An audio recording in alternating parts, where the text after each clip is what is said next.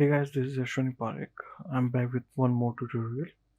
So I believe you guys noticed that whenever I upload a new tutorial, I use this kind of typography on my thumbnails. So one of my dear colleagues asked me how I make this kind of effect. So in this tutorial, I'm going to tell you how to do that. It's a very simple technique. So without any further delay, let's get started.